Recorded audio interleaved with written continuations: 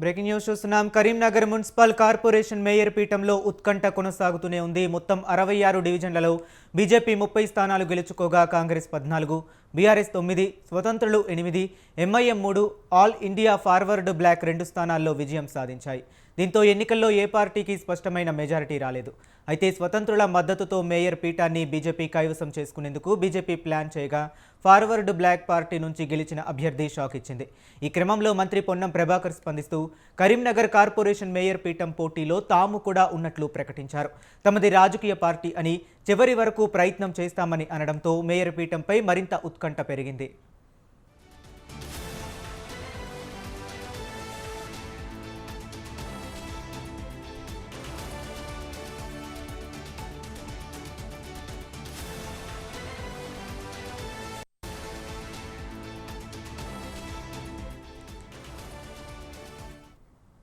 ఇక Karimnagar municipal corporation mayor పీఠంలో ఉత్కంఠ కొనసాగుతూనే ఉంది. మొత్తం 66 డివిజన్లలో బీజేపీ 30 స్థానాలు గెలుచుకోగా కాంగ్రెస్ 14, బీఆర్ఎస్ 9, స్వతంత్రులు 8, MIM 3, All India Forward Bloc 2 స్థానాల్లో విజయం సాధించాయి. దీంతో ఎన్నికల్లో ఏ పార్టీకి స్పష్టమైన మెజారిటీ లేదు. ఇక ఇదే అంశం గురించి మరింత సమాచారాన్ని మా కరెస్పాండెంట్ సంతోష్ ఫోన్ లైన్లో అందిస్తారు. సంతోష్, చెప్పండి.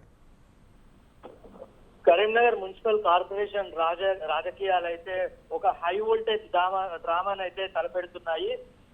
కరీంనగర్ లో ఉన్నటువంటి మొత్తం 66 డివిజన్లకు గాను 30 స్థానాలు బీజేపీ కైవసం చేసుకుంది.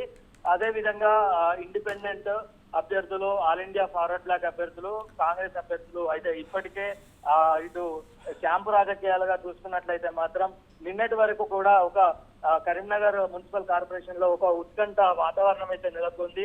అయితే ప్రస్తుతం కరీంనగర్ నగరపాలక సంస్థ మేయర్ ఎన్నిక సమీకరణాలు వేగంగా మారుతున్నాయి. ఇక్కడ పరిస్థితులన్నీ కూడా క్షణక్షణం భయంగా అన్న విధంగా అయితే మారుతున్న పరిస్థితి అయితే మేయర్ పీఠం దక్కించుకునేందుకైతే బీజేపీకి మొత్తం 4 ఓట్ల సీట్లకు సంబంధించిన బలంగా అండగా ఉందనే చెప్పుకోవచ్చు. కాంగ్రెస్ కు 35 ఓట్లు ఉన్నట్టుగా కూడా సమాచారం అందుతుంది. అయితే అనూహ్యంగా బీఆర్ఎస్ మద్దతుగా ఉపసంహరించుకోవడం ఒక కీలక మలుపుగా అయితే మారిందనే చెప్పుకోవచ్చు. దీంతో మొత్తం రాజకీయ సమీకరణాలన్నీ కూడా ఒక్కసారిగా మారిపోయాయి. అయితే ప్రస్తుతం ఇరు పార్టీలు కూడా చివరి నిమిషం వరకు తమ బలాన్ని కాపాడుకునేందుకైతే ప్రయత్నంలో ఉన్నాయని చెప్పుకోవచ్చు. ఇటు క్యాంపు రాజకీయాలు కూడా ఇక్కడ హీట్ పెంచుతున్నాయి. మరోవైపు మేయర్ పీఠం కోసం పోరు మరింత ఉత్కంఠభరితంగా మారింది. ఎవరికి మెజారిటీ స్థానంలో సొంతం అవుతుందో అనే ఒక చివరి క్షణం వరకు కూడా స్పష్టంగా మారిందని చెప్పుకోవచ్చు. ఓకే, అలాగే మొత్తం మీద చూసుకున్నట్లయితే ఈ మేయర్ పీఠం ఎవరు దక్కించుకునే ఛాన్స్ కనిపిస్తుంది అంటారు ఎక్కువగా?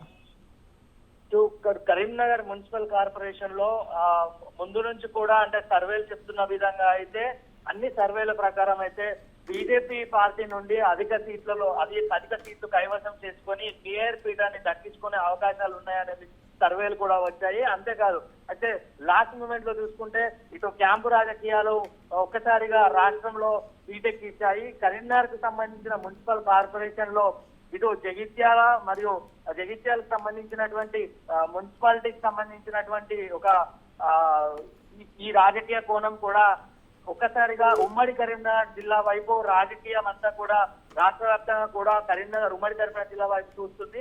మొత్తంగా కూడా ఇటు కరీంనగర్ మున్సిపల్ కార్పొరేషన్ సంబంధించిన ఈ మేయర్ పీఠం ఎవరు దక్కించుకొని ఉన్నారు అనే విషయం అయితే మనం వేచి చూడాల్సిన పరిస్థితి. Okay, right. Thank you Santosh.